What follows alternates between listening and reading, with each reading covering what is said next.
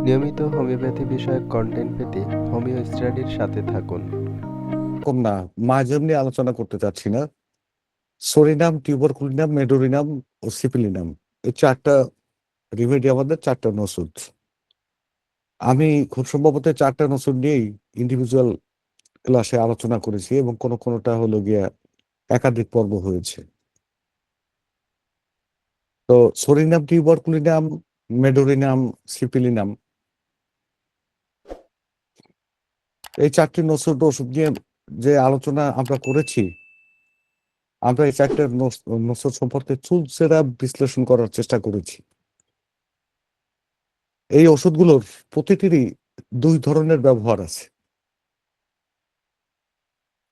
মহামতি হেনিম্যান এই ৪টা মানে ৩টা মায়াজম যেমন দিয়ে গেছেন, এরপর মায়াজেমেটিক ওষুধ হিসেবে মানে সরিনাম, মেডোরিনাম, সিপিলিনাম, ইদানিং টিউবারকুলিনামকেও টিউবারকুলার মায়াজমের একটা ওষুধ ধরা হয়।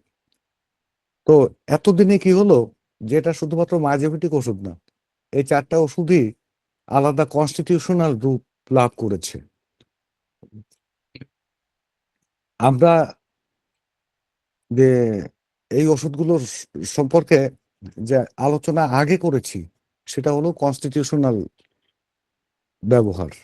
মানে যখন ধাতুগত অবস্থা থেকে রোগী এই ওষুধকে বিলং করে, তখন যে ব্যবহারটা, সেই সেই ব্যবহারের কথা আমরা ওখানে বলেছি।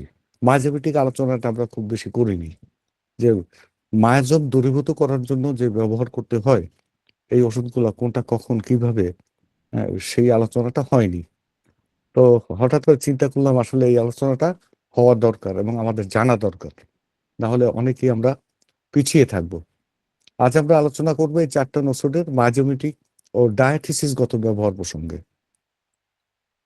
একিউট বা ক্রনিক রোগের ক্ষেত্রে যথেষ্ট সুস্পষ্ট লক্ষণ থাকার পরেও নির্বাচিত ওষুধ যখন আশানুরূপ কাজ করে না, তখন আমাদের ওষুধের কথা ভাবতে হয়। এটা অলমোস্ট আমরা অন টু অল সবাই জানি যে সুস্পষ্ট লক্ষণ আছে, নির্বাচিত ওষুধ দেওয়া হয়েছে, কিছু দূর কাজ করার পর থেমে যায়, তখন আমরা একটা ওষুধের কথা ভাবি।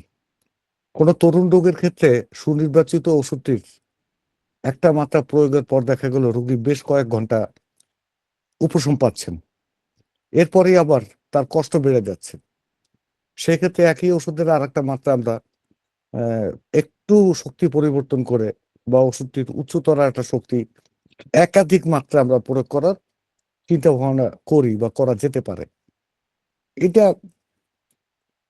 এটা নিয়মের বাইরে না, যে ওষুধ রেসপন্স করলো আবার ছেড়ে দিল, তখন ওই পাওয়ারটাই আবার দেই, দিয়ে প্রয়োজনে শক্তি একটু বাড়িয়ে পরবর্তী শক্তিটা দেই। 50 শক্তির ওষুধ হলে সেক্ষেত্রে আমরা এটা এমন করি। এই রীতিটা চলে আসছে, দীর্ঘদিন ধরে চলে আসছে, এটা চলতে পারে। কিন্তু এমন কিছু কেস আমরা পাই যেসব ক্ষেত্রে একই ওষুধের, হ্যাঁ, পরিবর্তিত মাত্রাও কাঙ্ক্ষিত ফলাফল দেয় না, কাঙ্ক্ষিত ক্রিয়া দিতে পারে না। ঠিক আছে, এরকম অবস্থা হয়। এগুলো হলো এমন একটা অবস্থা যেখানে নসর জাতীয় ওষুধ প্রয়োগের সিদ্ধান্ত আমাদের নিতেই হয়। যদি অবস্থাটি সাবেকুর ধরনের হয় এবং পরিষ্কারভাবে নির্দেশিত ওষুধটির একটা মাত্রা 4 থেকে 6 সপ্তাহ রোগীকে সুফল দিবে, এটা আমাদের প্রত্যাশা থাকে।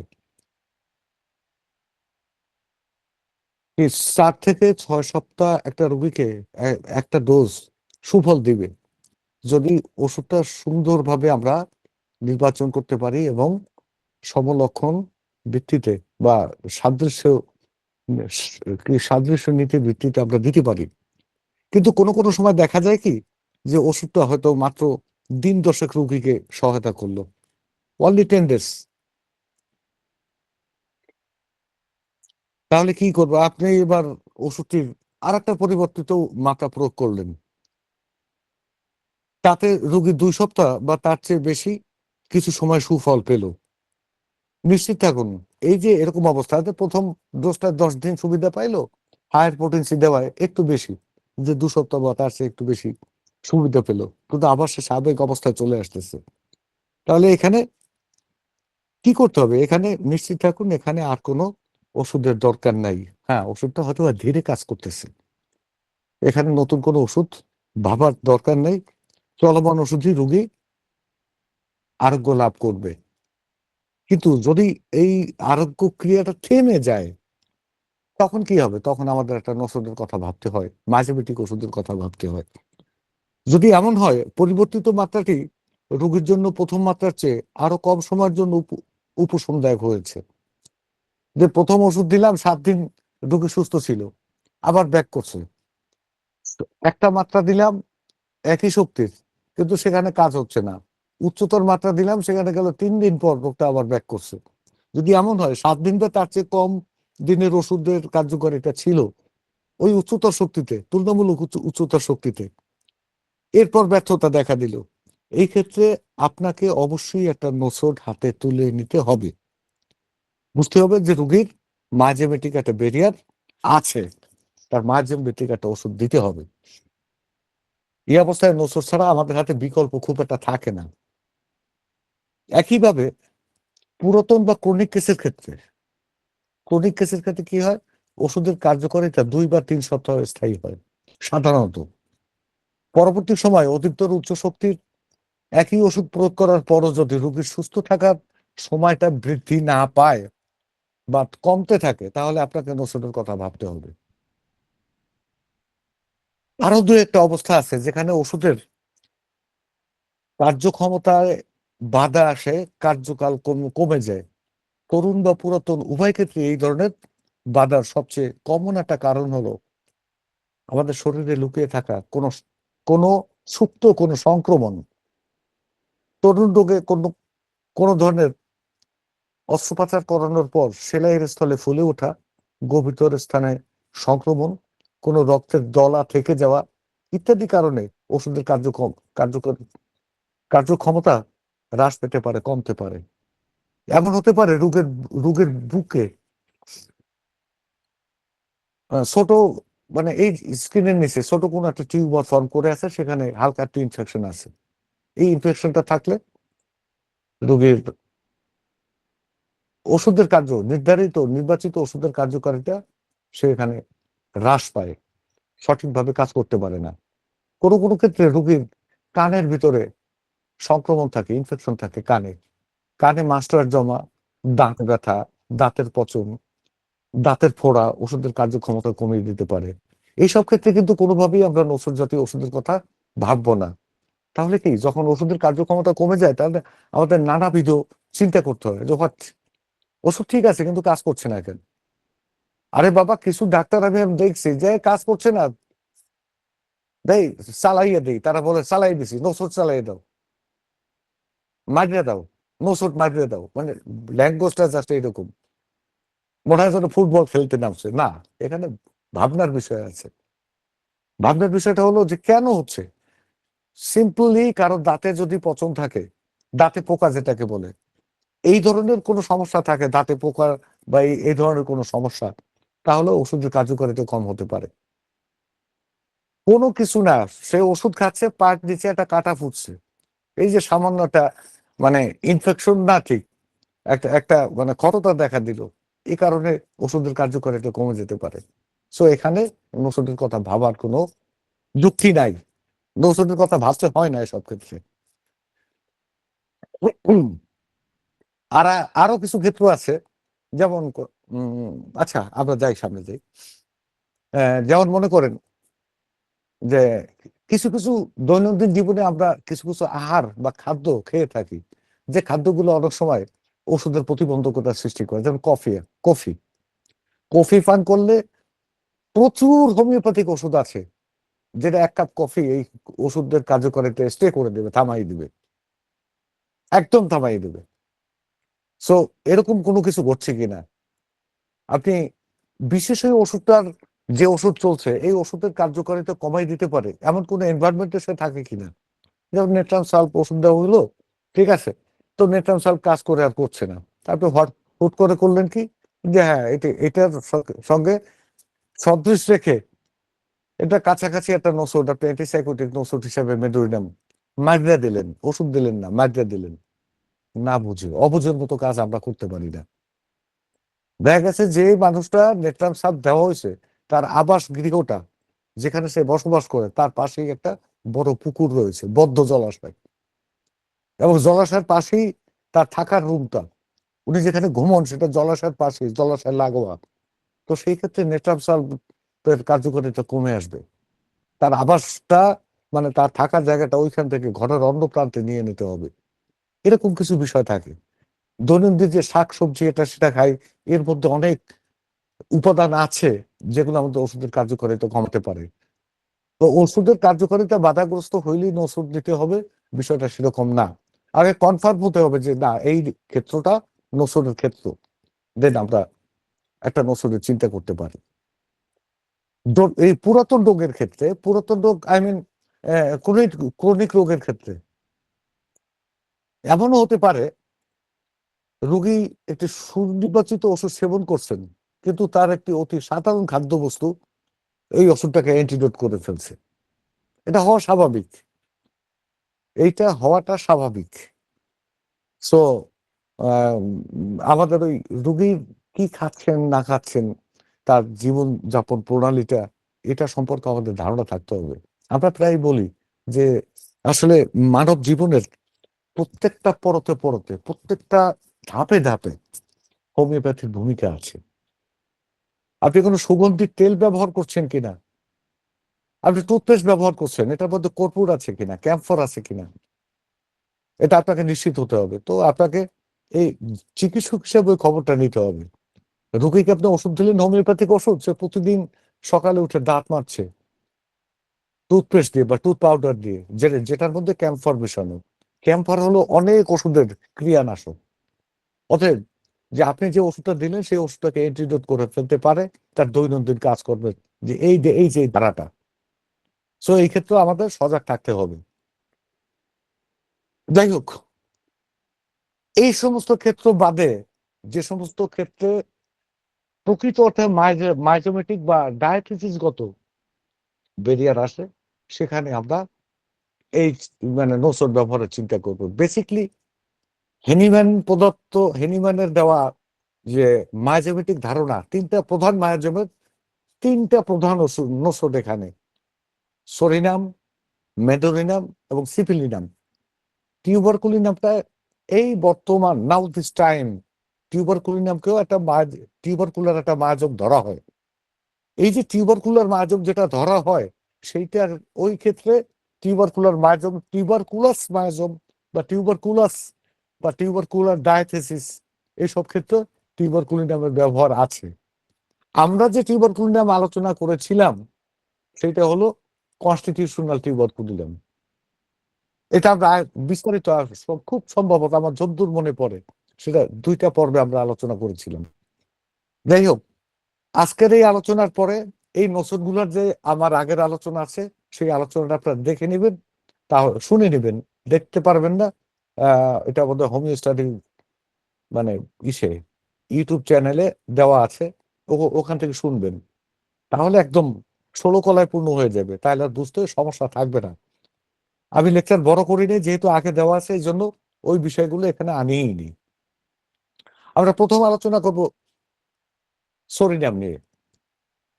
সরিনাম হোমিও স্টাডির প্ল্যাটফর্মে আমি সরিনামের উপর ক্লাস করেছিলাম। তখন আমরা বলেছিলাম সরিনাম প্রয়োগের আগে 3টি বিষয় গুরুত্বের সঙ্গে বিবেচনা করতে হবে। সরিনাম দেওয়ার আগে 3টি বিষয় দেখতে হবে। প্রথম কথা হলো ইচিং, দ্বিতীয় বিষয়টা হলো ডিকম্পোজিশন, এবং তৃতীয় বিষয়টা হলো পোভার্টি। সরিনাম ব্যক্তিত্বের মধ্যে এই 3টি উপাদান, প্রত্যেকটা উপাদান 2 ভাবে বিদ্যমান থাকতে পারে, এক্সটার্নাল অ্যান্ড ইন্টারনাল। তাহলে স্টেজ গেছে কয়টা? 6টা। Itching internal external, decomposition internal external, এবং পোভার্টি ইন্টারনাল। তো সংক্ষেপে একটু বলে নিই, ইচিং মানে হলো কুণ্ডয়ন বা চুলকানি। ইন্টারনাল ইচিং মানে মনোকুণ্ডয়ন বা মনের মধ্যে এক ধরনের নিষ্পিস অবস্থা। আগে 3টি বিষয়ে, আচ্ছা সরি, ডিকম্পোজিশন অর্থ হলো পচনশীল অবস্থা।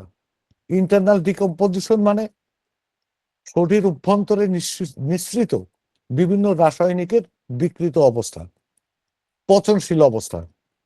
আর পোভার্টি শব্দের অর্থ হলো, শাব্দিক অর্থ হলো দারিদ্র।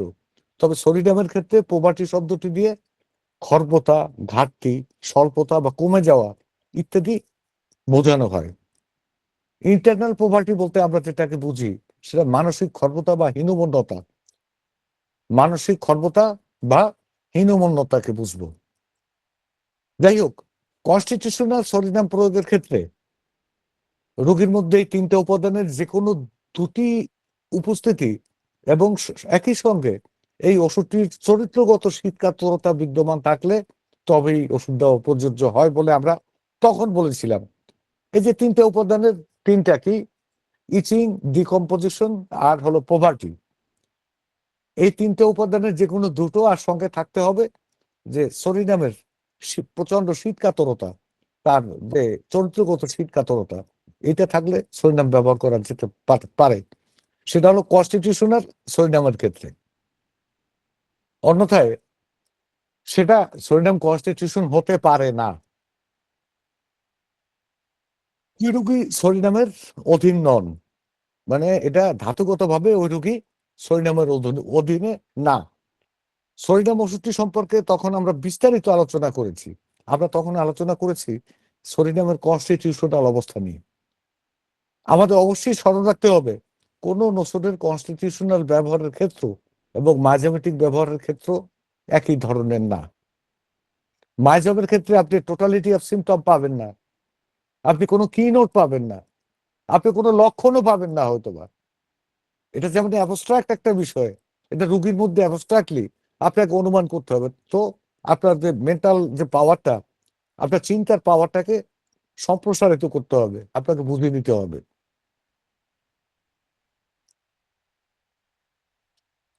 মাইজম ভিত্তিক সরিনাম ব্যবহারের প্রধান নির্দেশক একটা জিনিস আপনারা লিখে রাখতে পারেন: সার্বদৈহিক দুর্বলতা এবং জড়তা। সার্বদৈহিক দুর্বলতা এবং জড়তা, রুগী যেমন চলশক্তি হারাই ফেলায়, তার উইকনেসটা এত যে একটা জড় পদার্থের মতো হয়ে যায়। তরুণ রোগের ক্ষেত্রে রোগীর রোগ প্রতিরোধক ক্ষমতা খুব ক্ষীণ থাকে। এটা কিন্তু মায়াজমেটিক রোগীর কথা বলছি, সোরা মায়াজমেটিক, সোরা মায়াজমের রোগীর কথা বলছি। পুরাতন রোগে আক্রান্ত রোগীর জীবনী শক্তি ক্রমশ দুর্বল থেকে দুর্বলতর অবস্থার দিকে যেতে থাকে। পেশেন্ট আপনাকে ক্লেম করবে, দেখেন আমি দিন দিন দুর্বল হচ্ছি, আমি গতকাল যতটুকু শক্তি পেতাম আজকে সেটুকুও পাই না। এটা বুঝতে হবে যে এটা সোরার কর্মকাণ্ড, এবং এখানে আপনার সোরার কর্মকাণ্ড ডিরেক্ট না, এটা মায়াজমেটিক প্রভাব। তারা সবসময় দুর্বল থাকেন, শরীরে কোনো শক্তি থাকে না, মনের শক্তি হারিয়ে ফেলেন, তাদের রক্ত সঞ্চালন প্রক্রিয়াও খুব ধীর এবং দুর্বল হয়। একই সঙ্গে ঠান্ডায় ভীষণ সংবেদনশীলতা দেখায়। এই বিষয়টা মনে রাখতে হবে যে ঠান্ডায় ভীষণ সংবেদনশীলতা দেখায়। সংবেদনশীলতা মানে সেন্সিটিভিটি। আচ্ছা, সংবেদনশীলতা দেখায় গেল। সরিনামের ত্বকের প্রতিক্রিয়া ভীষণ দুর্বল, অর্থাৎ যখন মাইজম আকারে যায় তখন কোনো র্যাশ বা কোনো উদ্বেগ এটা শরীরে কোনো স্কিন ডিজিজ এটা প্রকাশ পেতে পারে না। তার জীবনী শক্তি এতই ক্ষীণ ও এতই দুর্বল যে এটা বাইরে প্রকাশ করতে পারে না। অথচ এই যে ইচিংটা, যে চুলকানির কথা বললাম আমরা আগে, এটা একদিকে থাকে, ইন্টারনাল ইচিং থাকে, এক্সটার্নাল কোনো ইচিং থাকে না মাইজম যখন সৃষ্টি হয়। ফলে ত্বক অস্বাস্থ্যকর হয়ে পড়ে, লাবণ্যহীন অস্বাস্থ্যকর ত্বক। খুব ভালো করে পরিষ্কার করার পরও ত্বকে নোংরা কিছু লেগে আছে বলে মনে হয়। এটা আবার আমি অন্যভাবে ব্যাখ্যা করি যে সে যথেষ্ট পরিচ্ছন্ন থাকার চেষ্টা করে কিন্তু তারপরও নোংরা, কারণ ত্বকের সারফেসটা নষ্ট হয়ে যায়, উপরের গ্লামারটা নষ্ট হয়ে যায়। তো বারবার ধোয়ার পরও মনে হয় যেন নোংরা হয়ে গেছে। তাহলে কি এই যে মায়াজেমেটিক সরিনাম ব্যবহার এবং মায়াজেমেটিক সালফারের একটা ব্যবহার আছে, সালফারের ক্ষেত্রে কি হয়? সালফারের ক্ষেত্রে হয় অন্য জিনিস। সালফার আজকে আমাদের আলোচ্য বিষয় না। সালফার ইচ্ছা করে পরিষ্কার করে না, ও নিজে নোংরা থাকে। আর সরিনাম পরিষ্কার করতে চাইলেও পরিষ্কার হয় না, এই ব্যবধানটা মনে রাখতে হবে।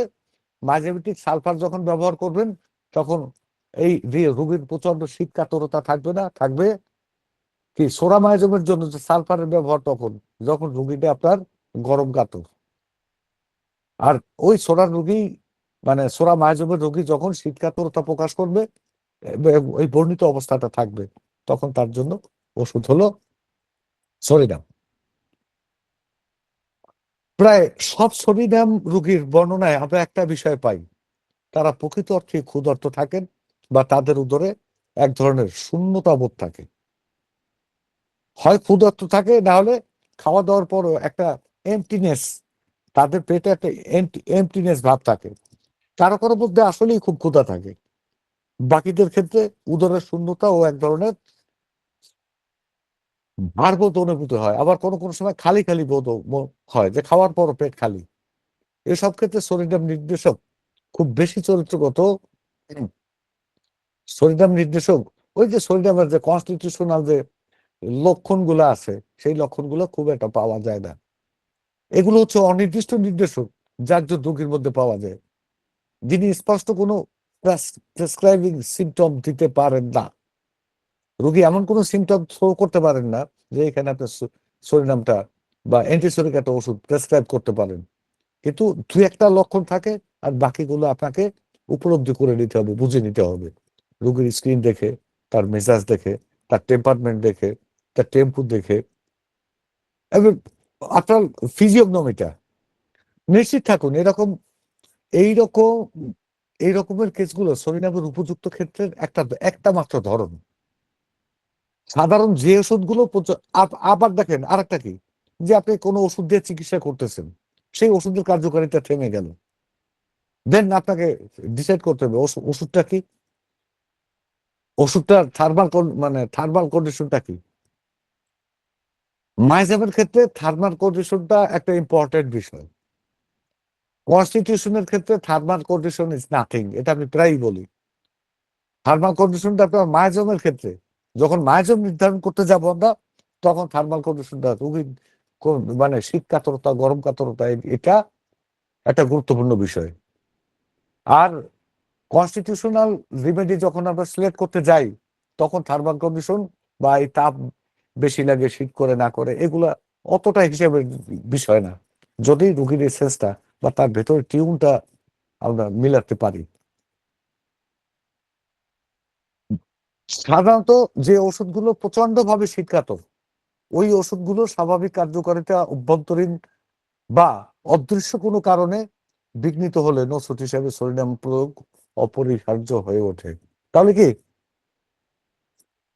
যে ওষুধগুলা প্রচন্ড রকমের শীতকাতর বা শীতকাতর, প্রচন্ড রকমের না হলে শীতকাতর, সেগুলোর ক্ষেত্রে যখন তাদের কার্যকারিতা থেমে যায়, ঠিক আছে, সেই ক্ষেত্রে আমরা মায়াজোবটা দেখতে পাই যে সোরা মায়াজোবের, এবং সেই ক্ষেত্রে সোডিয়াম ব্যবহার হতে পারে।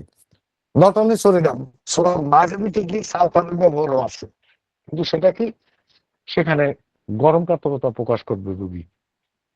এই ওষুধগুলো কি হতে পারে, যেমন সিপিয়া, ফসফরাস, লাইকোপোডিয়াম, ক্যালকেরিয়া ইত্যাদি যখন কার্যকারিতা হারাই ফেলায় এবং একটা বাধার মুখে হয় মায়াজমগত কারণে, তখন সেখানে সোডিয়াম প্রয়োগ করলে ওই যে বাধাটা বা ওই অবস্ট্রাকশনটা, সেটা বিদূরিত হয়। আমাদের একটা বিষয় মনে রাখতে হবে, আমাদের একটা বিষয় মনে রাখা খুবই জরুরি, বায়ুমণ্ডলের তাপমাত্রা, এটা টিউবারকুলিনামের ক্ষেত্রে, আমাদের টিউবারকুলিনামের ক্ষেত্রে একটা বিষয় মনে রাখা জরুরি, যে এই যে আমাদের অ্যাটমসফিয়ার সম্পর্কে, বায়ুমণ্ডলের তাপমাত্রা আর্দ্রতার পরিবর্তনের সঙ্গে সঙ্গে এই পরিবর্তনের সঙ্গে টিউবারকুলিনামের সম্পর্ক অত্যন্ত ঘনিষ্ঠ এবং নির্দিষ্ট। তাহলে কি আমরা প্রভাবিত হই, টিউবারকুলিনাম যদি প্রয়োজন হয়, তাহলে সেই প্রভাবটা প্রধানত কি রোগীর মধ্যে অ্যাটমসফিয়ার পরিবর্তনের সঙ্গে সঙ্গে, অর্থাৎ তাপমাত্রার পরিবর্তন, আর্দ্রতার পরিবর্তনের সঙ্গে সঙ্গে রোগীর সংবেদনশীলতা প্রকাশ করবে, সেটা হল টিউবারকুলিনাম। টিউবারকুলিনাম রোগী অধিক তাপের প্রতি প্রচন্ড সেন্সিটিভ বা সংবেদনশীল, বিশেষ করে বায়ুমণ্ডলে অক্সিজেনের প্রতিও সংবেদনশীল। দেখেন যে অক্সিজেন রিলেটেড বিষয়, অক্সিজেন রিলেটেড বিষয় যেখানে অক্সিজেনের কথা আসে সেখানে ব্লাডের কথা আসে। অক্সিজেনের সংবেদনশীলতার কারণে টিউবারকুলিনামের রোগীর রক্তের উচ্ছ্বাসটা বেশি থাকে। কোনো ইরাপশন দেখা দিলে 4-5টা লাল হয়ে যায়, সেখানে রক্তের উচ্ছ্বাস বেশি থাকে। কারণ ওই অক্সিজেনের প্রতি সংবেদনশীলতা টিউবারকুলিনামের বেশি।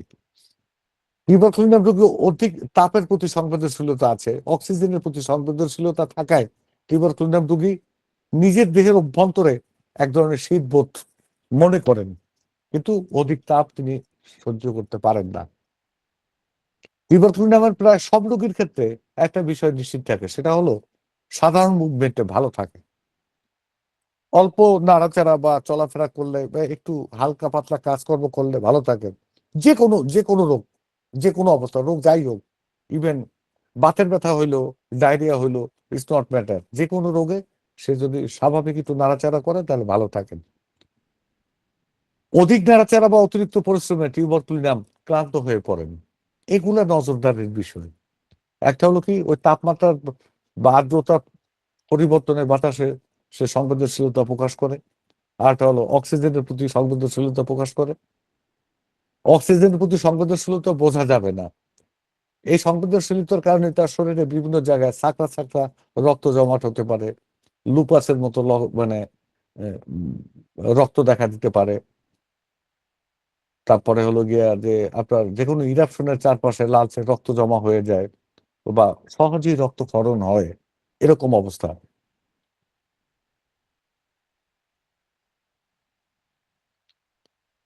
হালকা পরিশ্রমে তিনি স্বস্তি বোধ করেন, তার সমস্যা যাই থাকুক তিনি উপশম বোধ করবেন। আমরা টিউবারকুলিন সম্পর্কে 2টা ক্লাসে বিস্তারিত আলোচনা করছি, এই ডায়াথিসিসগত ব্যবহারের কথা বলেছি সেখানে। যদি আপনি মনে করেন যে ক্লোজ নিকটতম আত্মীয় স্বজনের মধ্যে, বিশেষ করে বাবা মা বা একই বাবার ঔরসজাত সন্তান বা একই মায়ের গর্ভজাত সন্তান, এর মধ্যে কারো টিউবারকুলোসিস নামক রোগটা, টিবি রোগটা পজিটিভ ছিল, ওই রোগীর চিকিৎসার শুরুতে তাকে এক কথা টিউবারকুলিন দিয়ে নিতে হবে। আমরা সামনের দিকে এটা বলার চেষ্টা করব যে মাইজেমেটিক ব্যবহার আর ডায়াথিসিসগত ব্যবহারটা ভিন্ন। কোন জায়গাটা কোন পয়েন্টটা ভিন্ন সেটা আমরা সামনের দিকে আলোচনা করব, সময় থাকলে করব। আর একটা কি, ওইগুলো বলার আগে বলে নি, টিউবারকুলিনামের ব্যবহারের প্রয়োগের মাইজেমেটিক ব্যবহারের আর একটা প্রধান বৈশিষ্ট্য আছে, সেটা হলো টিউবারকুলিনামের দৈহিক ওজনের হ্রাস, ওজন হ্রাস পাওয়ার প্রবণতা। বয়স এবং উচ্চতা অনুযায়ী শারীরিক ওজন যতটুকু থাকার কথা টিউবারকুলিনাম ব্যক্তিত্বের ওজন তার চেয়ে কম থাকে। টিউবারকুলিনাম ব্যক্তিত্ব না, টিউবারকুলিনাম মায়াজমের অধীন রোগী যখন এটা মায়াজমেটিক রূপ নেবে, তার কোনো রোগ নাই, কোনো প্যাথোলজি ডেভেলপ করে নাই, কিন্তু তারপরও তার ওজনটা কম থাকবে।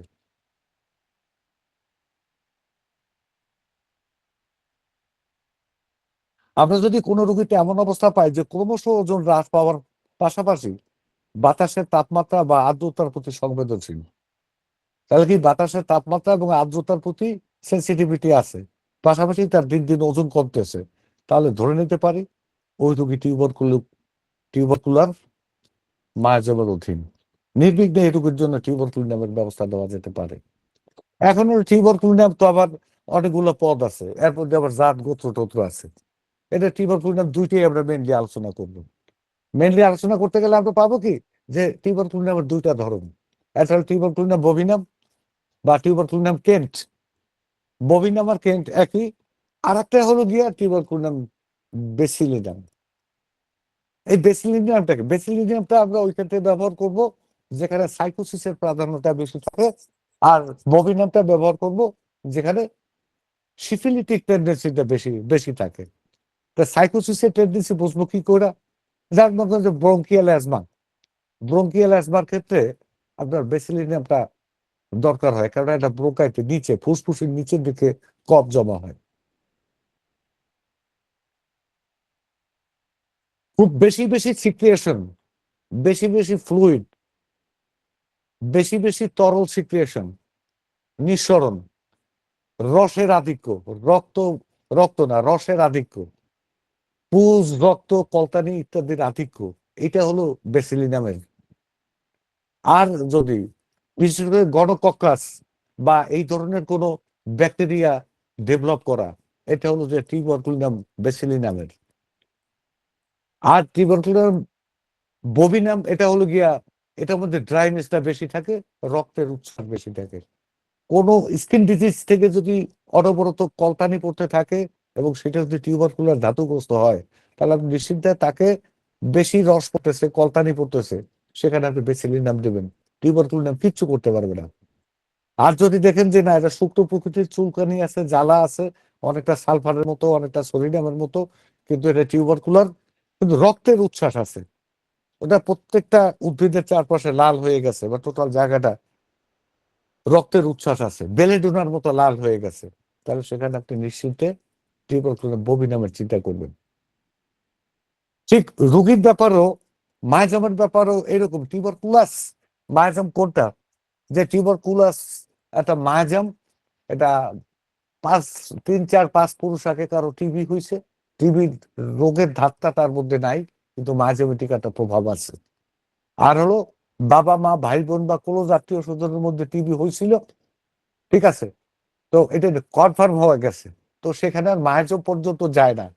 মায়াজম পর্যন্ত যেতে হলে, টিউবারকুলার মায়াজম পর্যন্ত যেতে হলে মাঝখানে একটা পুরুষ গ্যাপ থাকতে হয়, ন্যূনতম একটা পুরুষ গ্যাপ থাকতে হয়। কিরকম? যে দাদার টিবি ছিল, বাবার নাই, আমি তখন টিউবারকুলাস মায়াজমের হব। নানির ছিল বা দিদিমার ছিল, মায়ের নাই, আমারও নাই, কিন্তু আমি টিউবারকুলাস বা টিউবারকুলার মায়াজমের অধীন হতে পারি। কিন্তু বাবার টিবি ছিল অথবা আমার ভাই বা বোনের টিবি ছিল, সেই ক্ষেত্রে আর মায়াজম না, সেই ক্ষেত্রে সরাসরি ডায়াথিসিস ধরতে হবে। এখন ডায়াথিসিসের হিসাব কি, আমি আর একটু সামনে গিয়ে নিই।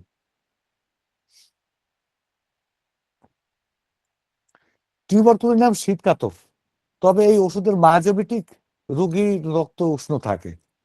টিউবারকুলিনাম শীত, আমরা কি টিউবারকুলিনামকে শীতকাতর ওষুধ হিসেবে ধরি, কিন্তু মায়াজমেটিক যে রোগী, এই তার রক্ত উষ্ণ থাকে। সুতরাং উষ্ণ বা গরম রক্তের রোগীদের ক্ষেত্রে যে ওষুধ প্রযোজ্য হয়, উষ্ণ বা গরম রক্তের অর্থাৎ গরম কাতর রোগীর জন্য যে ওষুধ প্রযোজ্য হয়, ওইসব ওষুধ রোগী দেহে কার্যকারিতা প্রকাশ করে যদি মাঝপথে থেমে যায়, যে কথা আগে বলছি, মাঝপথে থেমে গেছে, এবং সেই ক্ষেত্রে কোনো তার লাইফ স্টাইলের বাধা নাই, তার অন্য কোনো সংক্রমণ নাই, অন্য কোনো জটিলতা বা ইনফ্লামেশন নাই, কিন্তু ওষুধটার কার্যকারিতা থেমে গেছে, ঠিক আছে, তো তখন টিউবারকুলিনাম ব্যবহৃত হতে পারে। সেসব ক্ষেত্রে অন্তর্বর্তীকালীন 2-1 মাত্রা টিউবারকুলিনাম বায়োজেনেটিক প্রয়োগ জরুরি হয়ে পড়ে। এই ধরনের ওষুধগুলোর মধ্যে কি কি আছে? যে গরম কাতর, এপিসমেল, আর্জেন্টাটিকাম, ব্যারাইটে মিউর ইত্যাদি। গলার কোনো সংক্রমণে ব্যারাইটে মিউরের পর টিউবারকুলিনামের ডায়াথিসিসগত বা মায়াজমগত ব্যবহার চমৎকার ফল দেয়। আচ্ছা, যদি মুখে আমরা ব্যারাইটে মিউরের কথা বললাম, কিন্তু একই ধরনের সমস্যার মূল ওষুধ যখন ব্যারাইটা কার্বনিকা হয়, তখন কি হবে? তখন পরবর্তী ওষুধ টিউবারকুলিনাম না হয় বেসিলিনাম বা সিভিলিনাম সবচেয়ে বেশি কার্যকারিতা দেখাবে। কারণ ব্যারেটে মিউটা হলো গিয়া গরম কাতর, ব্যারেটে কার্বটা গরম কাতর না। তাহলে কি মাইজেমেটিক ব্যবহার হবে ওই সমস্ত ওষুধ বাধাগ্রস্ত হলে যে ওষুধগুলা গরম কাতর, সেই ক্ষেত্রে আপনি টিউবারকুলিনামের চিন্তা করতে পারেন। একই কারণে ফসফরাসের পরে টিউবারকুলিনাম খুব ভালো একটা কাজ করে না। ফসফরাসের পরে টিউবারকুলিনাম কিন্তু অতটা বেনিফিট দেয় না। এটা জানা না থাকলে নোটটা নিয়ে নেন। ফসফরাস রোগীর টিউবারকুলার মায়াজম জনিত জটিলতা যদি থাকে, তাহলে সেটা আগে টিউবারকুলিনাম দিতে হবে, ফসফরাস ব্যবহারের আগে। অর্থাৎ তার ওপেনার রিমেডি হবে, ওই রোগীর ওপেনার রিমেডি হবে টিউবারকুলিনাম, দেন আপনি ফসফরাস কন্টিনিউ করবেন।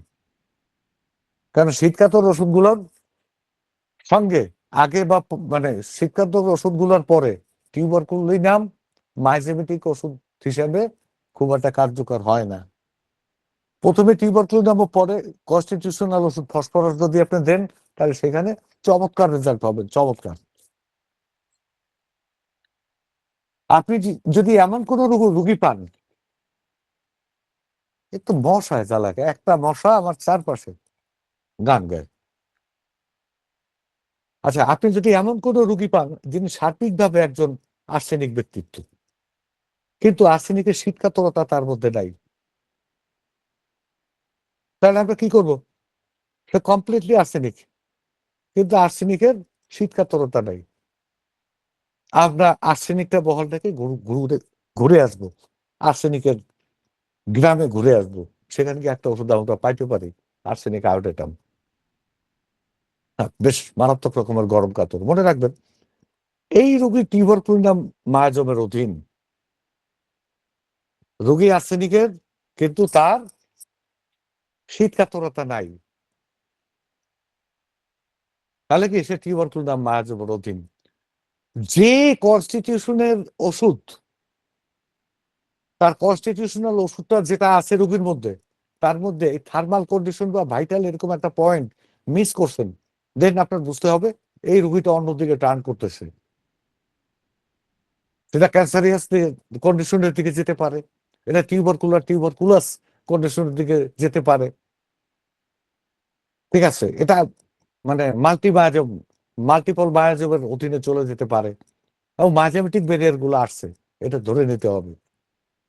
তাহলে কি আর্সেনিক আয়োডেটাম, আর্সেনিক আয়োডেটাম যখন আপনি প্রয়োগ করবেন রুগীকে, এবং আর্সেনিক আয়োডেটামের পরে এই রুগীর জন্য চমৎকার ভাবে কাজ করবে টিউবারকুলিনাম।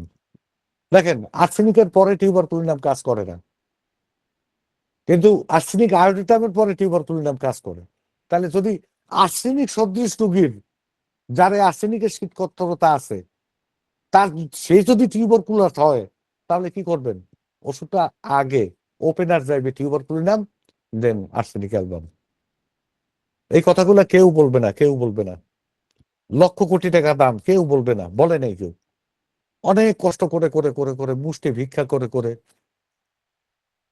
এই বই সেই বই, বই মাথায় নিয়ে বই পড়ে রাস্তায় নেমে ঘুরতে ঘুরতে চিন্তা করতে করতে করতে করতে একটার পর একটা একটার পর একটা এই সুন্দর করে মালা গাঁথতে গাঁথতে এক একটা লেকচার তৈরি হয়। এটা রেডি করছি আজকে বিকেলে, তা ঠিক আছে, কিন্তু মাথায় ঘুরতেছে। কুয়াকাটা সেমিনারের পর থেকে এটা মাথায় ঘুরতেছে।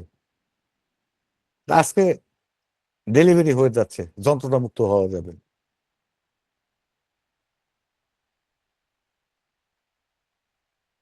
আর্সেনিক হাইড্রেটামের পরে আমরা বলছি কি, যতক্ষণ পর্যন্ত আর্সেনিক হাইড্রেটাম যাওয়ার, ওষুধটা নির্বাচিত হওয়ার মানেই হলো এই রুগীটা টিউবারকুলার। আপনি যতক্ষণ পর্যন্ত ওই রুগীটাকে 2-1 মাত্রা টিউবারকুলিনাম না দিবেন, ততক্ষণ পর্যন্ত তিনি সর্বাঙ্গীন সুস্থতা লাভ করবে না, করবে না, করবে না। লিখে রাখুন। এই ওষুধের যে চারিত্রিক বৈশিষ্ট্যগুলো, এই বৈশিষ্ট্যের সঙ্গে মিলেইয়া চিকিৎসার ধাঁচ দেখে বলা যাবে যে চিকিৎসাটা সঠিক পথে যাচ্ছে কিনা।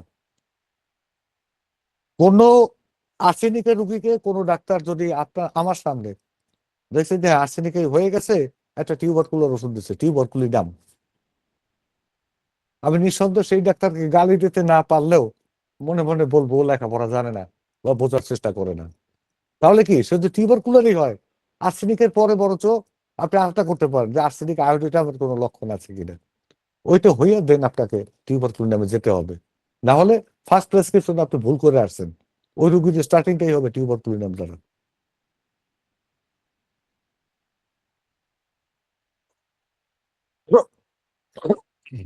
এই যে সূত্রটা বললাম, একই সূত্র প্রয়োগ করতে পারেন ক্যালকেরিয়া কার্বনিকার ক্ষেত্রেও। ধরুন একজন ক্যালকেরিয়া কার্বনিকা রোগী, ক্যালকেরিয়া কার্বনিকা তার জন্য কার্যকর হলো, চিকিৎসা শেষে দেখা গেল ক্যালকেরিয়া কার্বনিকার থার্মাল কন্ডিশনটা তার মধ্যে নাই, ওই যে শীত কাতরতা তার মধ্যে নাই, অর্থাৎ শীতে তিনি অতটা আর কাতর হন না। আমরা তো খুশিতে বগল বাজাতে শুরু করবো, দেখ রোগী আগে শীত কাতর ছিল, এখন আর শীত কাতর নাই। নো, একটু থামুন, আপনাকে বুঝতে হবে এই রোগী টিউবারকুলার বাহাজবের শিকার, তার জন্য টিউবারকুলিনাম অপরিহার্য। ক্যালকেরিয়া সুস্থ হইলে তো শীত কাতরই থাকবে, কিন্তু ওষুধ দেওয়ার পরে যখন শীত কাতরতা তার চলে গেছে, কিন্তু রুগীটা ক্যালকেরিয়া, সে গরম কাতর হয়ে পড়ছে, তাহলে আপনি রুগীটা ছেড়ে দেন কি করে? বুঝতে হবে রে ভাই, বুঝতে হবে। একটু একটু চিন্তা করে দেখেন যে ক্যালকেরিয়া শীতকাতর, সে শীতকাতর গরম কাতর কি ছিল না ছিল এটা বড় কথা না। ক্যালকেরিয়া দ্বারা চিকিৎসিত হওয়ার পরে তার মধ্যে কি আসছে? গরম গরম কাতরতা আসছে, সেই তার শীতকাতরতা না নাই। Something is wrong. তাহলে কি তার জন্য টিউবারকুলিনাম ব্যবস্থা দিতে হবে। এবং যেহেতু গরম কাতর, টিউবারকুলিনাম ব্যবস্থা দিলে যখন তার চরিত্রগত শীত কাতরতা মোটামুটি ফিরে আসবে, তখন বুঝবেন এই রোগীটি নিরাপদ জনে চলে গেছে। মারাত্মক ব্যাপার না? আবার নেট্রাম পরিবারের প্রতিটি টিউবারকুলার রোগীর ক্ষেত্রে চিকিৎসার শেষের দিকে মাইজোমেটিক সমস্যা দূর করতে টিউবারকুলিনাম প্রযোজ্য হয়। কারণ নেট্রামের বেশিরভাগ ওষুধই হলো গরম কাতরতা আছে। তবে নেট্রাম কার্বনিকার ক্ষেত্রে রোগীর ক্ষেত্রে চিকিৎসা শুরুতেই টিউবারকুলিনাম অধিক ফলদায়ক। যদি রোগীটার নেট্রাম কার্ব হয় আর যদি আপনার টিউবারকুলার টেন্ডেন্সি থাকে, তাহলে আপনি আগে টিউবারকুলিনাম দিয়ে নেবেন। কেননা এই ওষুধটা শীতকাতর, শীতকাতর ওষুধের পরে টিউবারকুলিনাম কার্যকর হবে না, হবে না, হবে না। লিখে রাখেন, যদি কেউ কার্যকর করতে পারে তার জন্য পুরস্কার আছে।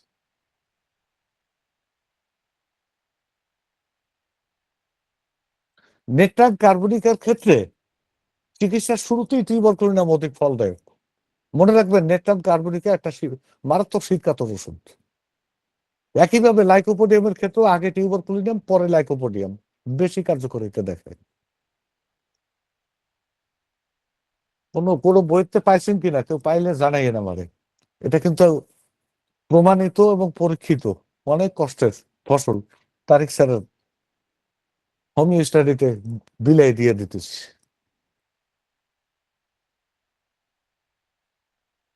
টিউবারকুলার ডায়াথিসিসের ক্ষেত্রে থার্মাল কন্ডিশনের কোনো গুরুত্ব দেওয়ার প্রয়োজন নাই। বুঝাইতে পারছি?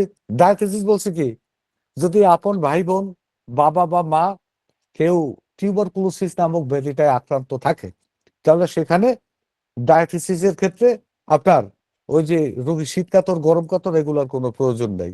এক্ষেত্রে রোগী যদি ফসফরাস, সাইলেসিয়া বা এই ধরনের শীতকাতর কোনো ওষুধের অধীন হন, তবু ওইসব রোগীতে ইন্টারকারেন্ট ডোজ হিসাবে টিউবারকুলিনাম প্রয়োগ করতেই হবে।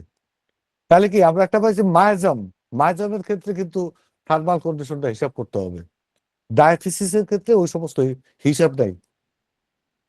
এসব ক্ষেত্রে চিকিৎসার শুরুতে এবং প্রতি 40-45 দিনে টিউবারকুলিনামের একটা মাত্রা প্রযোজ্য হয়, এটা আমি সাধারণত দিই।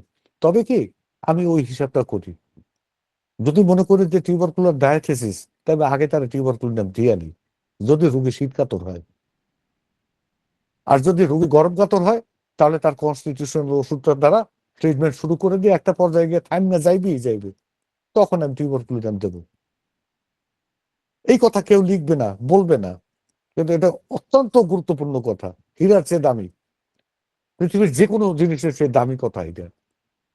যে রোগীটা যদি গরম কাতর হয়, তাহলে ওই মূল ওষুধটা দিয়ে আমি শুরু করে দিই, তার কনস্টিটিউশনাল ওষুধ দিয়ে।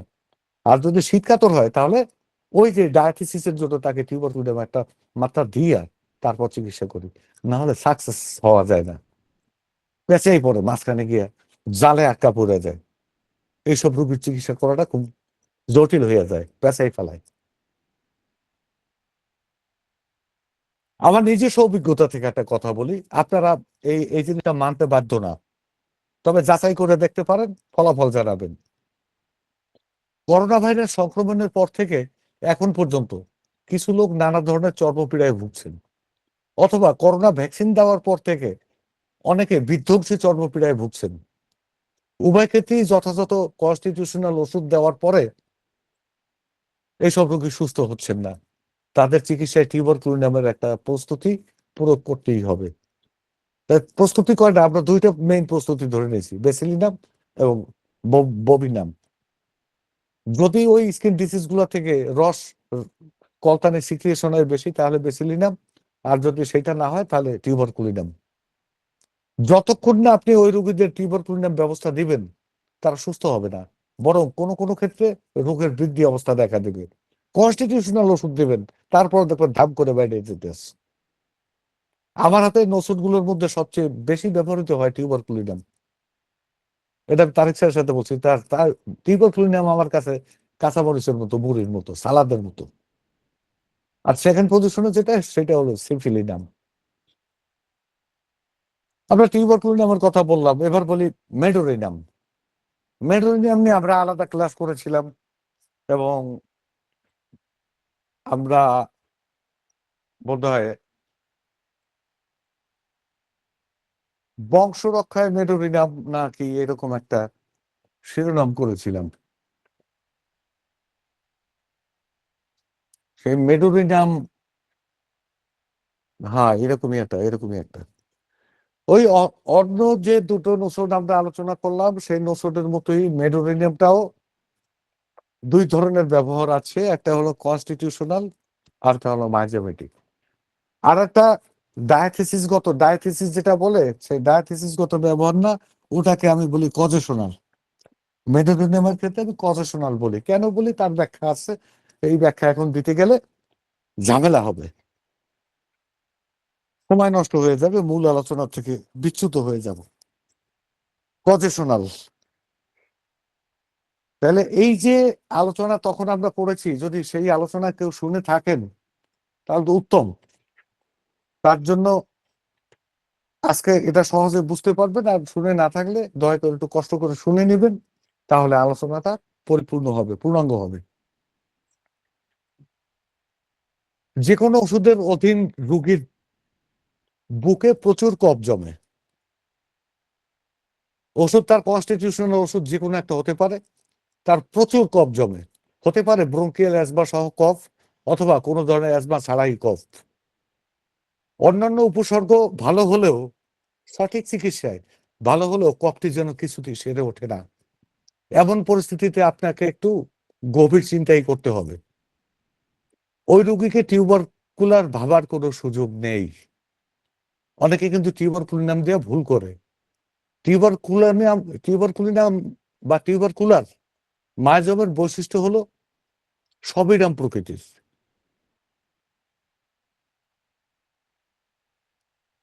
এই কফটা টিউবারকুলার হলে এক পর্যায়ে রোগী সুস্থ হতেন, তবে সুস্থ হতে না হতে আবার নতুন করে আক্রমণ হতো। যেহেতু লাগাতার চলে কফটা, সেহেতু আপনাকে এই ধরনের কফ জমাকে সাইকোসিস মায়াজমের ভুক্ত বলে ধরে নিতে হবে, ধরতেই হবে। এটা সাইকোসিস মায়াজম ভুক্ত। টিউবারকুলার ধর্ম হলো যে সে, হ্যাঁ, এই বাড়তি অবস্থা আছে, কমে আসে, কিছুদিন ভালো থাকবে। এই ভালো থাকা টিউবারকুলার বমি নামে যেটা, ভালো থাকার পর আবার সেটা আবার রিকারেন্সি দেখা যায়, বারবার ঘুরে ঘুরে আসবে রোগটা। কিন্তু বেসিলিনামের ক্ষেত্রে ওই ভালো থাকার সময়টা খুব কম থাকে। বেসিলিনাম মনে করেন ভালো হইতে না হইতে একদিন ভালো থাকে, পরের দিন আবার শুরু হয়ে যায়। এটাও টিউবারকুলার দোষের। বেসিলিনাম তো আবার সাইকোসিসের প্রাধান্য আছে, এই জন্য মাঝখানে গ্যাপটা কম থাকে।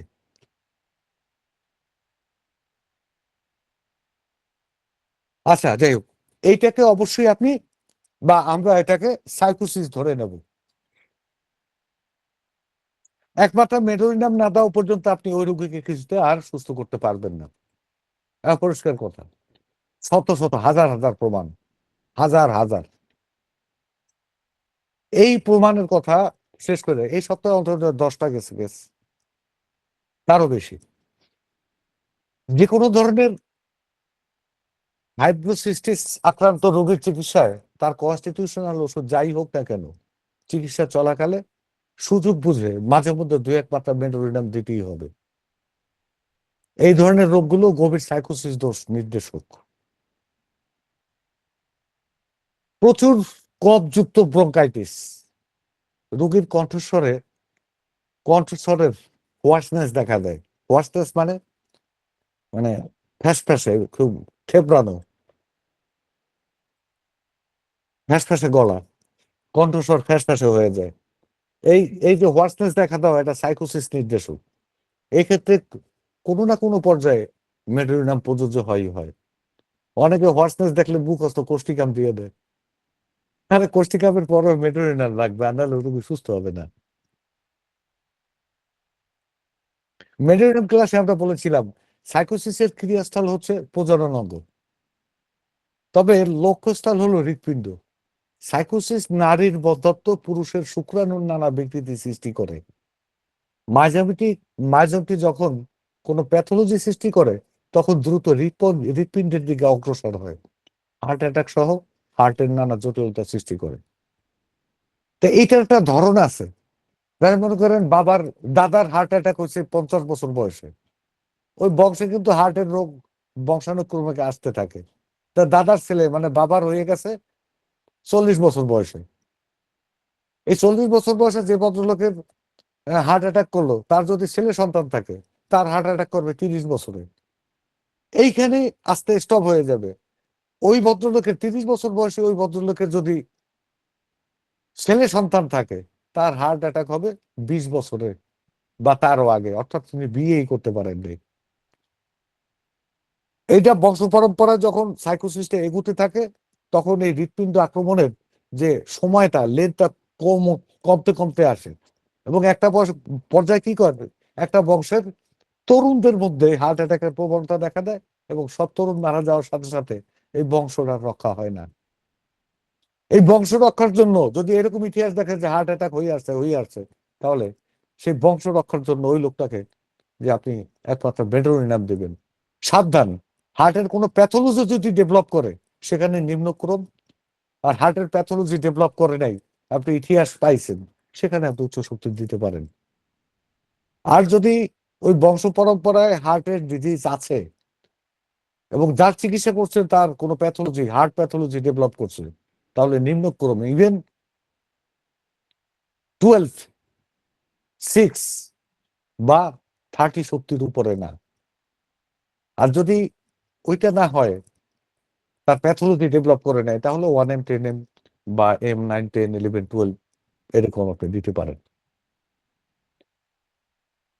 কোন রোগী যদি আপনাকে নিশ্চিত তথ্য দেন তার বাবা হার্ট অ্যাটাকে মারা গেছে, তাহলে ধরে নিতে হবে বাবার সাইকোসিস দোষটি তার মধ্যে মারাত্মকভাবে প্রবাহমান আছে। আপনি চাইলে ওই রোগের চিকিৎসার শুরুতেই এক পাতা মেডোরিনাম দিয়ে নিতে পারেন। মাইজেন্টিক দোষ থেকে মুক্ত করতে তার জন্য চিকিৎসা চলাকালে মাঝে মধ্যে মেডোরিনাম দিতে হবে।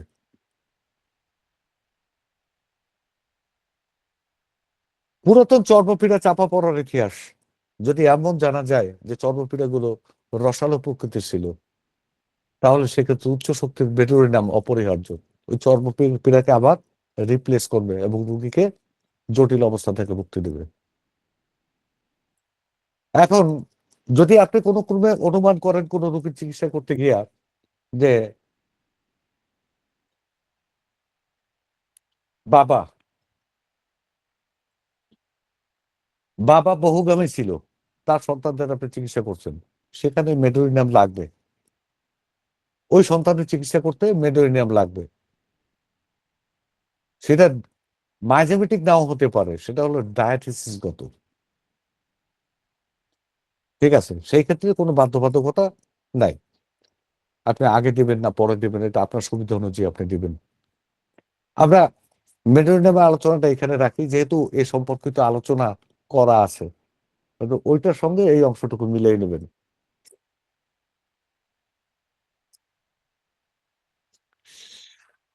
মোহাম্মদ হেনিম্যান বর্ণিত প্রধান 3টি বায়াজমের মধ্যে সিফিলিস বায়াজমটিকে আমি সবচেয়ে অগভীর বলে মনে করি। আপনারা জেনে অবাক হবেন যে এককভাবে সিফিলিস বায়াজম মানুষের জন্য খুব বেশি একটা ক্ষতিকর বলে মনে হয় না। আমি এটাকে মাঝে মধ্যে পঙ্গু মায়াজম বলেও অভিহিত করেছি বিভিন্ন জায়গায়, যে ওটা পঙ্গু মায়াজম। কারণ দীর্ঘদিনের অভিজ্ঞতায় আমার কাছে মনে হয়েছে সিফিলিস মায়াজমটি একাকী মানবদেহে খুব বেশি জটিলতা সৃষ্টি করতে পারে না। খারাপ অবস্থা সৃষ্টি করে, কিন্তু এমন না যে মাইরে ফেলাইবে।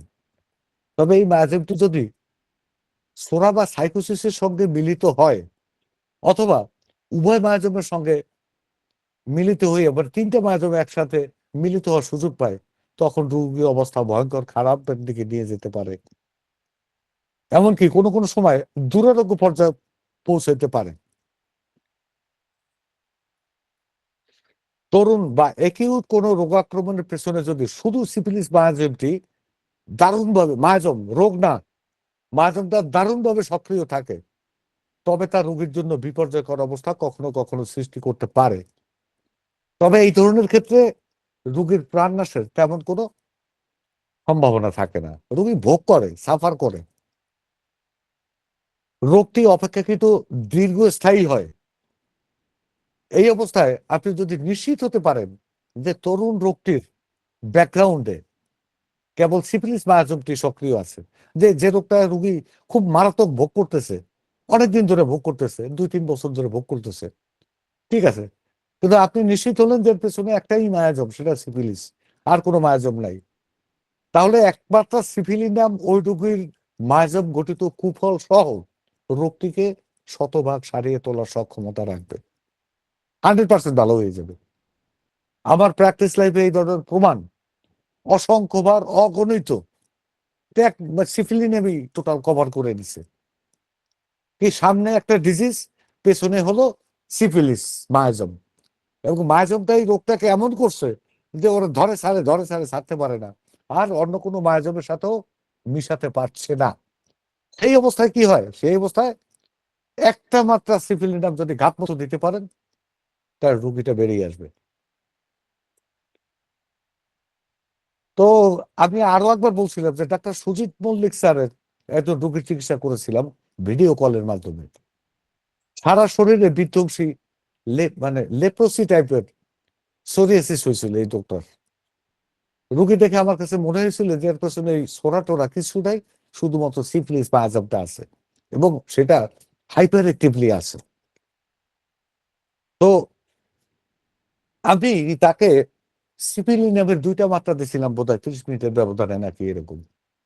1.5 মাসের মধ্যে রুগীটা ভালো হয়ে গেছে। দেখি ওটা তো সোভিয়া ছিল। একটু অপেক্ষা করেন, দেখি আমি ওই রুগীটা দেখাইতে পারি কিনা। একটু অপেক্ষা করেন, আমি চেষ্টা করতেছি।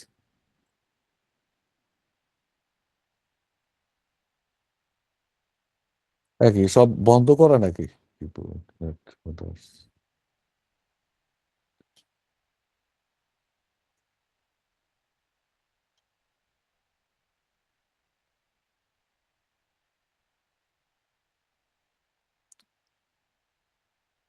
আচ্ছা, স্ক্রিন দেখা যাচ্ছে? কেউ একজন তো বলবেন। না স্যার, হ্যাঁ, স্যার দেখা যাচ্ছে না। দেখা যাচ্ছে স্যার, এখন দেখা যাচ্ছে। দেখা যাচ্ছে। জি স্যার। এই রুগীটা দেখেন, দেখা যাচ্ছে এই রুগীটা? জি স্যার। আচ্ছা, এই রুগীটা ছিল মূলত সুজিত স্যারের। এই দেখেন তার শরীরে, সারা শরীরে, না এটা না, এটা হ্যাঁ, এই যে দেখেন তার সারা শরীরে একদম পেছন দিক টিক সব জায়গায় এরকম মারাত্মক ভাবে ধরে গেছে। হ্যাঁ, তো এই রুগীটা দেখে আমার মনে হয়েছে যে এই রুগীটার ব্রেইনে অপারেশন ছিল, তারপর একবার না দুইবার স্ট্রোক হয়েছে, ইত্যাদি ইত্যাদি। হ্যাঁ, তো ওনার পেছনে একটা মায়াজম কাজ করতেছে, সিফিলিটিক মায়াজম। আমি তার জন্য সিফিলিনা মনেম দিছিলাম, দেওয়ার পরে এই যে সাক্ষাৎকারটা দিছে উনি, এই এই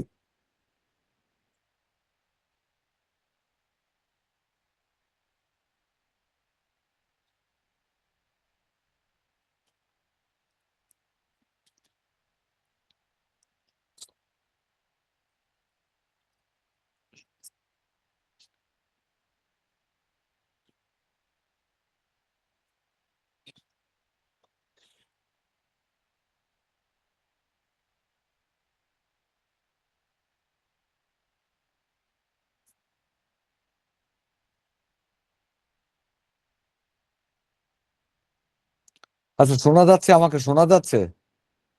জি স্যার, শোনা যাচ্ছে। প্রেজেন্টেশনটা দেখা যাচ্ছে?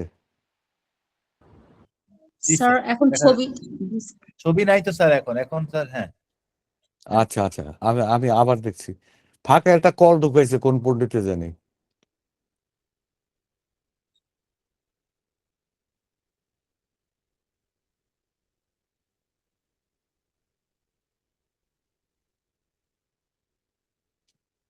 এখন দেখা যায়? জি স্যার। হ্যাঁ, দেখ শুনুন।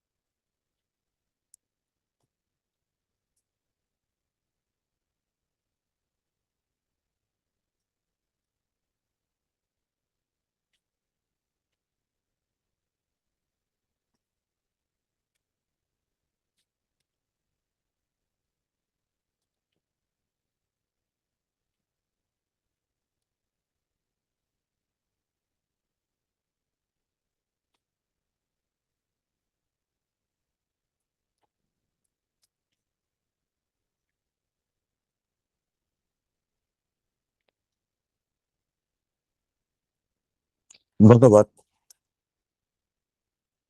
তো আপনার কোথায় বলছিলাম, কি যেন বলছিলাম, একটু ক্লুটা ধরাই দেন। শোনা যাচ্ছে আমাকে? সিফিলিনাম স্যার, এটা স্যার এই ইয়াটা স্ক্রিনটা বন্ধ করে দেন স্যার। Syphilinum sir. স্ক্রিনটা বন্ধ করতে আসছি। বন্ধ হয়েছে? জি স্যার। জি স্যার। Okay.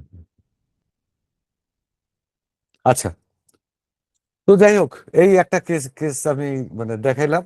একটা দুইটা 30 মিনিটের ব্যবধানে পরপর দুইটা সিফিলিনাম ডোজ, 1.5 মাসের রুগীটা সম্পূর্ণ দাঁড়াই গেল। It's not miracle. এটা অত উচ্ছ্বসিত হওয়ার কিছু নাই। আপনি তো বোঝেন, হ্যাঁ আনন্দ পাবেন যে বুঝে এরকম একটা কাজ করতে পারলে। আরে এরকম একটা কাজ করতে পারলে 1 বছর ঘুমানো যায়। টাকা পয়সা দেখি হবে যে না, আমি পেরেছি। আর এরকম কাজ যদি আমরা অহরহ করি তাহলে তাহলে মহামতি হেনিম্যানের শিশু হিসেবে আমরা বলতে পারবো যে আমি বৃথা জন্মগ্রহণ করি নাই। এইটা এইটা বলার এইটা বলার একটা ইচ্ছা, অমোঘ একটা ইচ্ছা সবার মধ্যে থাকতে হবে যে মৃত্যুর আগে চান্স পেলে বলে যাব যে আমি বৃথা জন্মগ্রহণ করি নাই। তাহলে আমরা হোমিওপ্যাথিটা করতে পারবো। এই ডাক্তার হাসান সিসি স্যারের একজন রুগী গ্যাংরিং, পায়ের গ্যাংরিং এবং উচ্চমাত্রার ডায়াবেটিসে ভুগতেছিলেন। 20-এর উপরে তার ডায়াবেটিস, 22-23-24 এরকম। তার রক্তে সুগারের মাত্রা ছিল সবসময় 20-এর উপরে থাকতো, ইনসুলিন দিতেন তিনি। তো যাই হোক, ওই যে পায়ের গ্যাংরিং এবং ডায়াবেটিস, তাকে এই সিফিলিনাম একটা কি দুইটা মাত্রা দিছিলাম, আমার খেয়াল নাই। ঠিক আছে, ব্লাড সুগার পাতে নেমে আসে এবং গ্যাংরিংটা তার ভালো হয়ে গেছে 3 সপ্তাহের মধ্যে। এখলাস খান নামে 35 বছর বয়সী আমার একজন রোগী, উনি জাহাজে চাকরি করেন। গত 5 বছর ধরে তিনি পেটে বাম দিকে উদরে, লেফট ইলিয়াক ফোসা যেটা, ওই ওইখানে এক ধরনের ব্যথায় ভুগছিলেন। তার ব্যথার তীব্রতা মাঝে মধ্যে এতটাই বেড়ে যেত যে তিনি ডাক চিৎকার করতেন, গ্রামের মানুষ এক জায়গা হয়ে যেত। কয়েক ঘন্টা পরে হয়তো তীব্রতা কমতো, কিন্তু ব্যথা চলতেই থাকতো।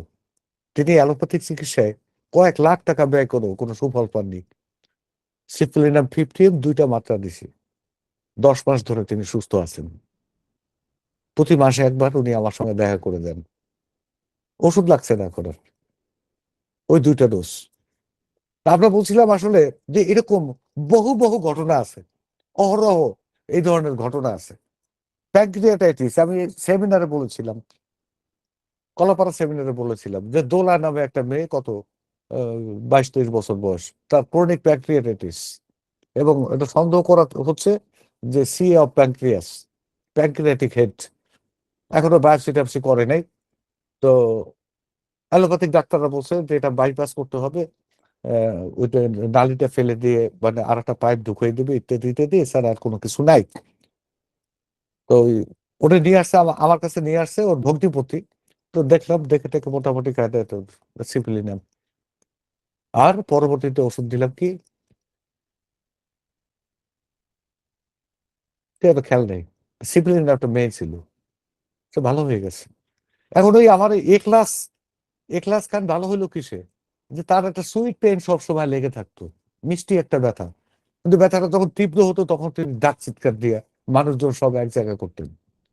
মনে রাখবেন যে এককভাবে যখন সিফিলিস শরীরে বাসা বেঁধে থাকে একা একই, বা এই মায়াজমটা একা একই থাকে, তখন এই ধরনের কোথাও না কোথাও এই ধরনের একটা ঘিন ঘিনে ব্যথা লেগে থাকে।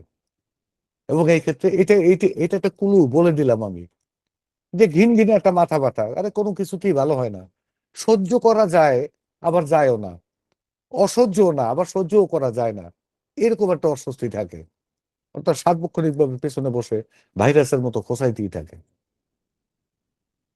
এই ধরনের বিষয়গুলো, এগুলো সিফিলিটিক বায়োজমের অধীন। তো আমরা বলছিলাম যে সিফিলিস বায়োজমটা বড় কোনো বিপর্যয় ঘটাতে পারে না, সুতরাং কোনো রুগীতে যদি প্রকটভাবে একটা অ্যান্টিসিফিলিটিক ওষুধ প্রযোজ্য হয়, বড় কোনো ঘটনা ঘটাতে পারে না, এটা ঠিক আছে। যদি কোনো রুগীতে প্রকটভাবে একটা অ্যান্টিসিফিলিটিক ওষুধ প্রযোজ্য হয়, বা রুগী কনস্টিটিউশনালি সিফিলিটিক কোনো ওষুধের অধীন থাকেন, তাহলে ওই রোগীর চিকিৎসায় কোনো না কোনো পর্যায়ে উচ্চ শক্তির সিপিলিনাম প্রয়োগ করা উচিত।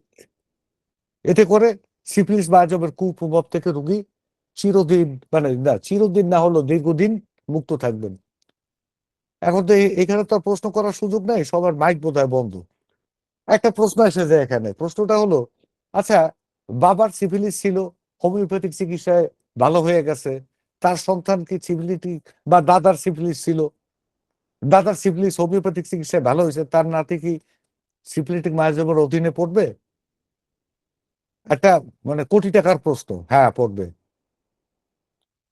এরা ওষুধ ভালো করে কি, ওষুধ টোটাল বিষয়টাকে বিমোচন করে না, ওষুধ শুধুমাত্র মন্দ দিকটাকে সরাই দেয়, বা সবটা সরাই দিলেও এই সমস্ত মায়াজমের একটা অরা ওই রোগীতে থেকে যায়, যেটা বংশ পরম্পরায় চলতে থাকে। টিউবারকুলোসিস দাদার ছিল, হোমিওপ্যাথিক ওষুধেই ভালো হয়েছে, তাহলে কি টিউবারকুলাস মায়াজমের অধীন নাতি হবে? হ্যাঁ, হবে। কারণ টিউবারকুলোসিস বা টিউবারকুলার কন্ডিশন তার ভালো হয়ে গেল, তার একটা অরা তার জেনেটিক ইনফরমেশনের মধ্যে থাকে, যেটা পরবর্তী প্রজন্মের মধ্যে চলে আসবে। এই বিষয়গুলো মাথায় রাখতে হবে, এবং এইগুলো অনেক বোঝার জিনিস আছে এখানে। দেখেন, অরাম পরিবারের যে অরামেট, অরামার্স, যে এরকম অরামায়ড, অরাম পরিবারের ওষুধ, কেলি পরিবারের সব ওষুধগুলো, এছাড়া ফ্লুরিক অ্যাসিড, নাট্রিক অ্যাসিড, মার্কুরিয়াস, সালিসিয়া প্রভৃতি ওষুধের রোগীর চিকিৎসায় ওপেনার বা ফিনিশার হিসাবে সিপিলিনাম প্রয়োজন হয়, হয় ওপেনার না হলে ফিনিশার।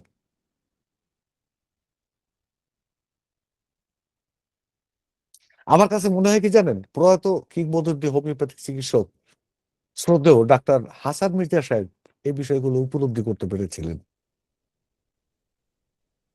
আমি হাসান মির্জা, মানে ডাক্তার হাসান মির্জা ছাড়া আর কাউকে এই জিনিসটা নিয়ে ভাবতে দেখিনি। আর কেউ ভাবে কিনা আমি জানি না, কিন্তু আমি যখন ভাবতে শুরু করছি, এর অনেক পরে গিয়ে আমি হাসান মির্জার একটা বই পেয়েছি মাত্র, আর সেখানে দেখি উনি এইভাবে চিন্তা করছেন, কিন্তু এই ভদ্রলোক খোলাসা করে লিখে যান নাই। তো নাও দিস টাইম, সময় এসছে এই বিষয়গুলো টোটো ভাবে নোট করে লিখে বই আকারে বের করার। আপনারা কেউ দায়িত্ব নেন, আমি সহায়তা করব। ব্যক্তিগতভাবে আমি যখন কার্বোএনিমেলিস, এপিসমেল, ল্যাকিসিস, নেজা কোটেলা সোরিটেটাস, তারপরে ট্যারেন্টুলা দুইটাই বিফোরানা, সিপিয়া, ল্যাকটানিনাম ইত্যাদি প্রাণীজ ওষুধ দিয়ে কোনো রোগীর চিকিৎসা সম্পন্ন করি, তখন বেশিরভাগ ক্ষেত্রেই ফিনিশার হিসেবে আমি একমাত্র সিভিলিনাম ব্যবস্থা দিয়ে থাকি।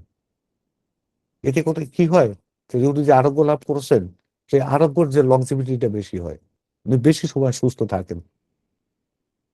এটা দিই কেন, এটা অন্য সময় প্রশ্ন করবে, সুন্দর উত্তর আছে, উত্তর দেওয়া যাবে। আজকে আলোচনা আমি এখানে শেষ করতে চাচ্ছি, যদি প্রশ্ন থাকে দেবো ইনশাল্লাহ। ধন্যবাদ।